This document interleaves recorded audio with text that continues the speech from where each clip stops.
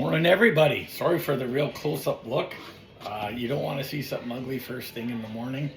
Uh, Terrible hair day today, but what the hell, I'm still gonna cook. And I am making one of my favorite things to eat. It's sort of a Hungarian and goulash inspired venison stew. Something that you can make pretty much all in one container, and something that you can put on at the beginning of the day, ready by supper time. Slow cooker venison stew. And one of the first things you want to do is make sure you have good music going on your TV. Spotify, something from the 60s or 70s, helps you cook a lot better. And have all, as you can see, all your ingredients that you're going to use laid out, ready to go. And when you're cooking anything, you always want to preheat your pot. So I have my large pot preheating behind me, about medium heat. You don't want to put your meat into something cold. You want to make sure that it's ready to go and cook.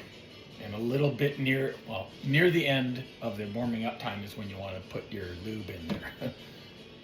But by that I mean, your cooking oil, or I like to use a mixture, especially when it's something lean, of a high smoke, or not necessarily high smoke oil, but of an oil, such as olive oil, and a little bit of butter. And you got your recipe handy too, so you can always refer to it as you're going along. And like I said, today's venison, specifically deer, and I've got 2 pounds of beautifully cubed up and cleaned stew meat. Some of the pieces are a little bit bigger. You want them to kind of all be uniform size for every bite. You don't want any of your preciously beautiful long hair to go in there. So if you see that happen, take it out. Nobody likes to eat that shit.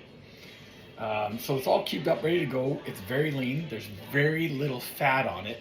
And one of the nice things, one of the smart things when you're doing a leaner red meat, is a slower, longer cooking time, and using good lube, butter and olive oil, or even just butter.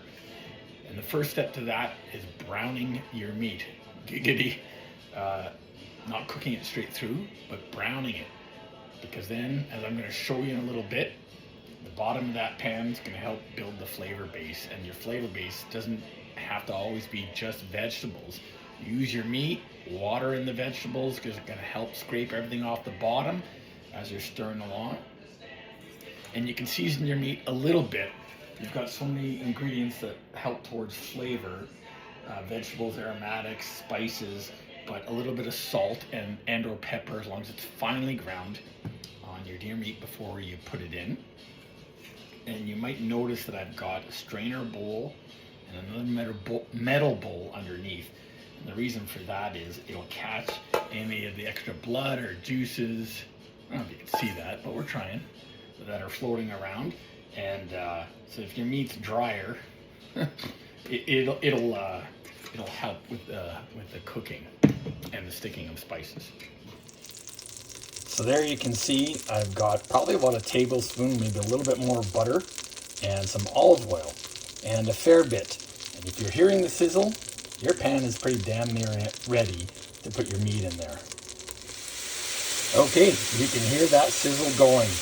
And I'm going to salt and pepper this deer meat as it's sizzling in the pot, and then we're going to stir it around a little bit after it's gotten a chance to brown on one side. Okay, and while meat's starting to brown, as you can see, I've got my vegetables. This recipe, or the goulash recipe, calls for green pepper, but I didn't have one, so fuck it. All peppers matter. I'm using an orange one. Garlic, about 5 cloves. You could use a whole head if you want. And an onion, half an onion. So here we go. You don't want to see the boring shit like the actual chopping of vegetables. You're going to want to see it when they're done. So I'm going to get to that. See you in a second. So as you can see, venison is starting to brown. And I'm going to remove that from the pot now and then throw in my chopped up vegetables. There's quite a bit of moisture in there. So I'm not going to add any extra fat right now, as there's no need. And there's going to be even more once I start cooking up them veggies. And there's my vegetables. Kind of a large chop. And I decided to go with the jarred chopped garlic just to save a few minutes and some cooking time there. And so that's ready to go in once I remove the beef. Sorry, deer. I keep doing that. As you can see, I've removed the browned venison from the pot, and I'm going to throw my vegetables in now. Still simmering at a nice temperature. Dump it all in like that. Yeah, pretty much all of it. Okay, the vegetables are in the pot. They're going to absorb a lot of that stuff that was on the bottom of the pot, and that's going to help flavor it. And again, sort of season at every step. So just a little bit of salt and pepper on the meat, and then a little bit of salt and pepper on these vegetables. Garlic, bell pepper, onion. And while, whoops, that's a little bit wobbly. While the vegetables are cooking, pardon moi, it takes about 3 or 4 minutes. You start to smell everything to be a little bit fragrant, the garlic, the onions, and just so they're a little bit translucent, which is a fancy word for clear, slightly. I'm going to take time to clean up my station a little bit, and I've also plugged in and gotten the slow cooker ready to go, warming it up, because I'm going to take everything out of that pot and then transfer it into there. Okay, the vegetables have been cooking for a few minutes. They've softened up. You can smell them. It's now time to add the meat back in. In this case, the cubed up deer.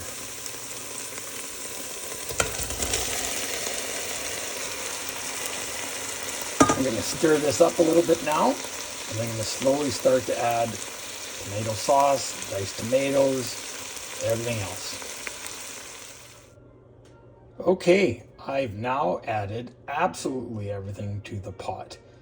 So, it's tomato sauce, it's crushed or chopped canned tomatoes, Italian seasoning, Worcestershire sauce, I can barely say that, but some people just say W sauce. It did call for 2.5 cups of water, but screw that shit. I want this to taste even better. So I used beef broth, and no name brand is perfectly fine. It did call for salt and pepper, but I didn't add that because I had put that in the vegetables and on the meat as they were cooking. It also called for about a half teaspoon of sugar, but to avoid using refined stuff, I used a natural sweetener like honey, and I probably put about a tablespoon in. It's not going to be overwhelming. You're just barely going to notice it. And a little bit of sweet along with all the spices and savoriness of everything else. Holy shit, I sound like I know what I'm doing.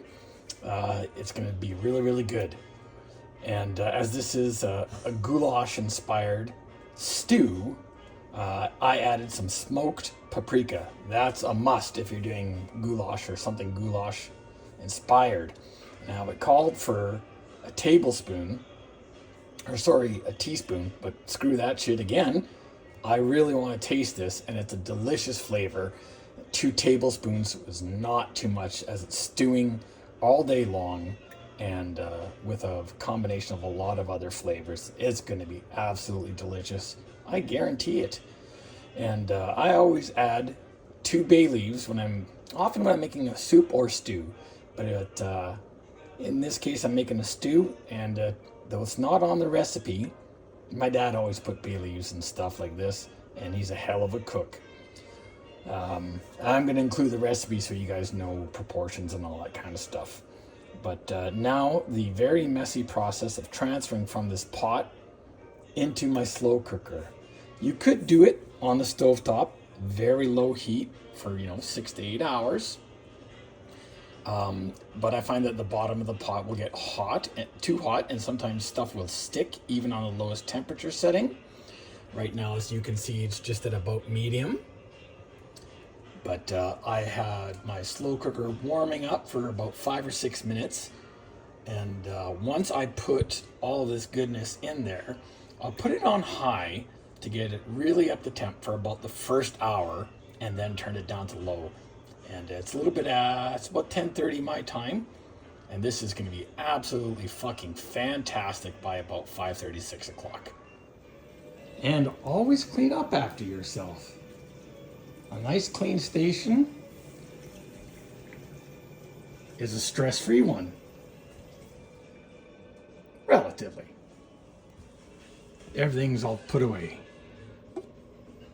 and everything is in this crock pot where it's going to sit until about 5:30, 6 o'clock. My brother and I are really going to enjoy this dinner. And again, I've got it on high to start, and then I'm going to put it on low at about 11:30 in about an hour from now. And even though you can see that there's still a lot of room left at the top, there's going to be a lot of extra moisture that rises up as it cooks from all the vegetables and from meat and everything else. This is going to be so good, and it's in one pot for the rest of the day.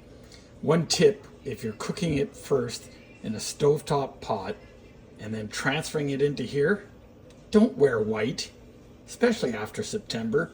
And also, don't try to pour it from one pot to this, because it's going to be Splashville.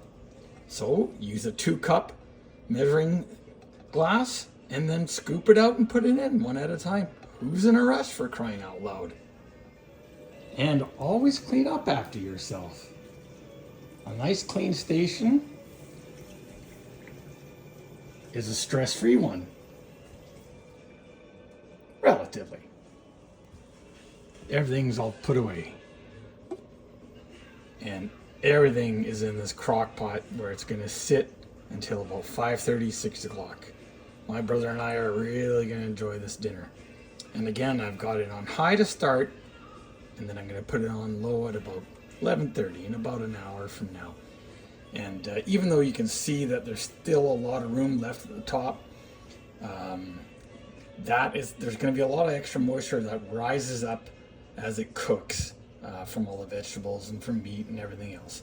This is going to be so good, and it's in one pot for the rest of the day.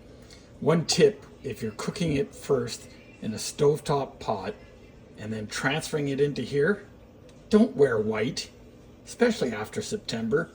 And also, don't try to pour it from one pot to this, because it's going to be Splashville. So use a 2-cup measuring glass and then scoop it out and put it in one at a time. Who's in a rush, for crying out loud? Okay, and you can see now that it's simmering, and that's when I'm going to turn it down to low from high. And we'll see in a few hours. And that is the goulash and how it turned out. Normally it's served on top of, well, you could put potatoes in with a stew, or it's served on top of noodles. And typically it's done with ground beef, but I want to do stew meat.